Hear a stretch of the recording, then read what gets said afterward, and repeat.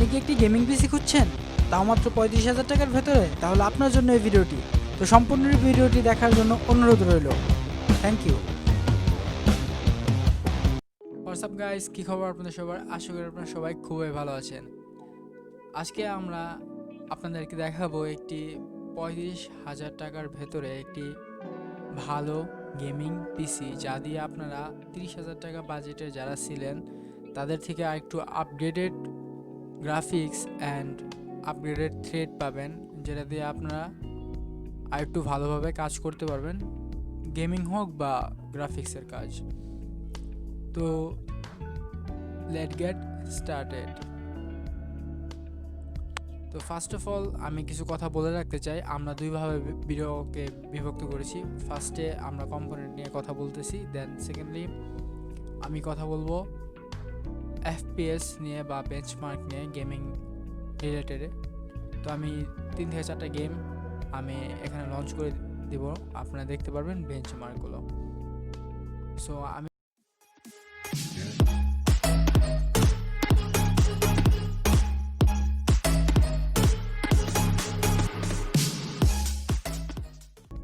এখনই শুরু করে দিই। তো ফার্স্ট অফ অল আমি দেখাবো যে এই বিল্ড আপে একটি প্রসেসর কতটা ইম্পর্টেন্ট। সো এখানে আমরা চুজ করছি এমডি রাইজেন 5 3400G, কারণ এখানে থাকছে RX Vega 11 গ্রাফিক্স। সো এই বাজেটে আই হোপ এই বাজেটে এটা মানে যদি আমি 35,000 টাকার চিন্তা ভাবনা করি তো ইটস এনাফ ফর দিস।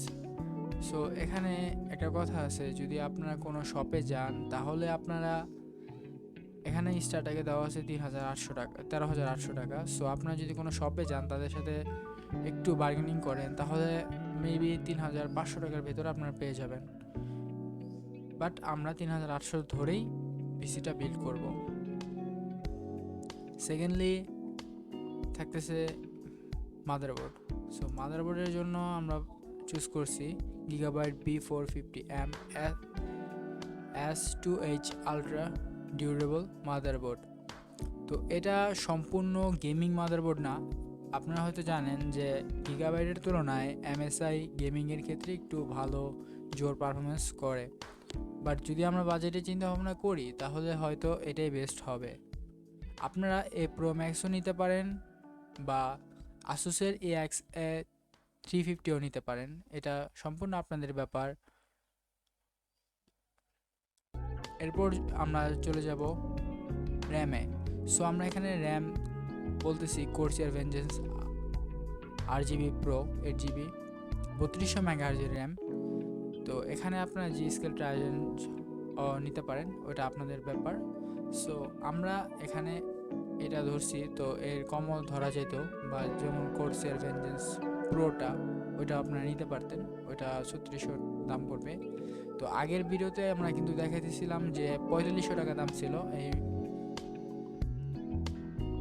র্যামের, কিন্তু এই ভিডিওতে দেখতেছেন আপনারা 4,000 টাকা এই র্যামটার দাম। সো ডেইলি কিছুটা দাম কমছে, বলছিলাম আমি যে মার্কেটে দাম আপ ডাউন করতেছে।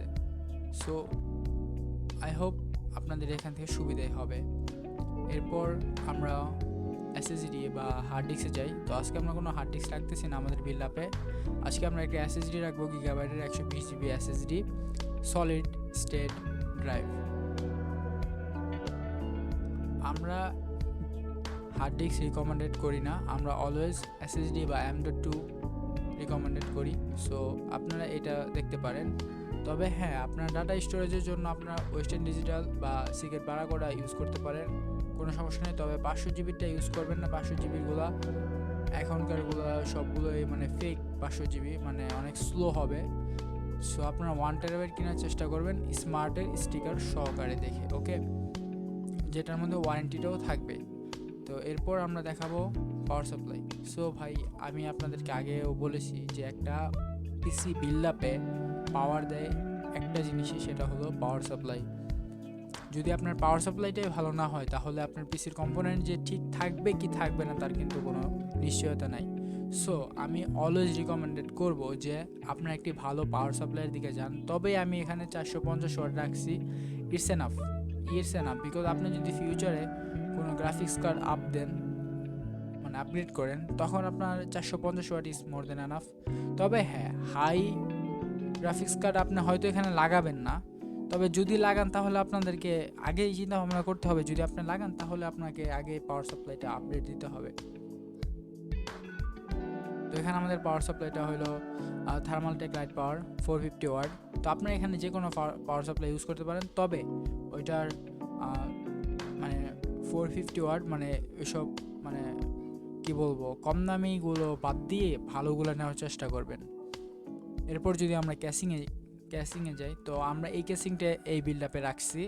এই ক্যাসিংটা হ্যাঁ আপনাদের খুব চেনা মনে হইতেছে না, এটা বিডি রিয়েলটেক মাস্টারে তার পিসির মতোই দেখতেছে। হ্যাঁ, তার পিসির কেসটাই এটা। তখন এটার দাম আরও বেশি ছিল, এখন আরও কমছে, তার জন্য আমি এই কেসিংটা এই বিল্ড আপে রাখছি। সো এখান থেকে আপনারা আরও ভালো পারফরমেন্স পাবেন আমি যতটা জানি। এই কেসিংটা অনেকটা ভালো। সো আপনাদের মোট টাকা আসছে এখানে 32,650 টাকা। সো আমি বলছিলাম কিন্তু 35,000 টাকা। এখন হ্যাঁ, আমি 35,000 টাকা এর জন্য বলছি, দেখেন এই জায়গায় মাত্র 2,500 টাকা কম আছে। এই 2,500 টাকার ভেতরে আপনারা একটা ফ্যান মানে কুলিং ফ্যান আপনারা এক্সট্রা লাগাতে পারবেন। একটা অ্যান্টেকের একটা ফ্যান 1,000 টাকা প্রাইস পড়ে যাবে। তবে মেন জিনিস আমি যেটাকে বলবো, এখানে আপনাদেরকে আমি 35,000 টাকা বলছি, তো এখানে আপনাদের হয়েছে মাত্র 32,650 টাকা। এখনও কিন্তু কিছু টাকা বাকি আছে। তো ওই টাকা দিয়ে আপনারা ভালো একটি সিপিইউ কুলার নিতে পারেন স্টক কুলারের বদলে। আর যদি একটা সিপিইউ ভালো একটা কুলার নেওয়া হয় তাহলে আপনার পারফরমেন্সটা একটু বেড়ে যাবে। আর সবচেয়ে বড় কথা, AMD কিন্তু ডাবল চ্যানেল র্যাম পেলে ভালো পারফরমেন্স করে। এমন মানে যদি আপনার একটা র্যাম থাকে, তো যদি আপনার 2টা র্যাম আপডেট করেন তাহলে আপনার যে 2টা র্যাম মানে একটা র্যামের তুলনায় আরও 25% এক্সট্রা পাবেন আরেকটা র্যামের তুলনায়। মানে 2টা র্যাম থাকবে অ্যান্ড ওইটার সাথে আরও 25%, 2টা র্যামের সম্মিলিতভাবে 25% আরও পাবেন আপনারা। আর আরেকটা কথা, সেটা হলো যখন 2টা র্যাম আপনারা ইনস্টল করবেন তখন আপনাদের যে এই যে Ryzen 5 যে 3400G প্রসেসরটা যে একটা গ্রাফিক্স আছে মানে RX Vega 11 গ্রাফিক্স, এই গ্রাফিক্স কিন্তু প্রতিটা র্যামের থেকে 2GB করে নেয়। যখন আপনি আরেকটা র্যাম ইনস্টল করবেন তাহলে 8 16GB হয়ে যাবে। 16GB থেকে যদি আপনার 2 র্যামের থেকে 2 4GB নেয় মানে সে গ্রাফিক্স হিসাবে ইউজ করে, তাহলে আপনার গ্রাফিক্স হয়ে যেতেছে 4GB অ্যান্ড আপনার র্যাম হয়ে যেতেছে 12GB। সো আপনার দেখেন তখন আপনার কতটা পাওয়ারফুল হবেন অ্যান্ড ভাইবা দেখেন যে আপনার পিসিটা আরও কতটা স্মুথলি রান করবে আগের তুলনায়।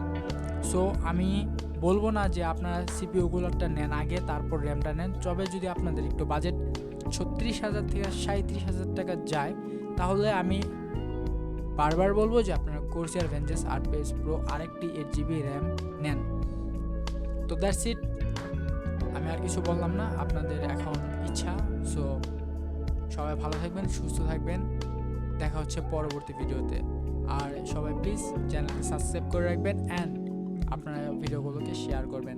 আর যদি কোনো সমস্যা থাকে আমাদের কমেন্ট করতে পারেন, আমাদের গ্রুপে জয়েন করতে পারেন অ্যান্ড আমার পার্সোনাল ফেসবুক অ্যাকাউন্টও দেওয়া আছে, তো আপনারা দেখে চেক করতে পারেন। আর সবচেয়ে বড় কথা, ডিসক্রিপশনে লিঙ্ক দেওয়া আছে প্রতিটা কম্পোনেন্টের, তো আপনারা ওখান থেকে লিঙ্ক থেকেও ঢুকতে পারেন। তবে হ্যাঁ, যদি কেউ লিঙ্কে ঢুকতে প্রবলেম হয় তাহলে আমাদেরকে বলতে পারেন, আমরা আপনাদের সলিউশন দিয়ে দেব। So tata, good bye.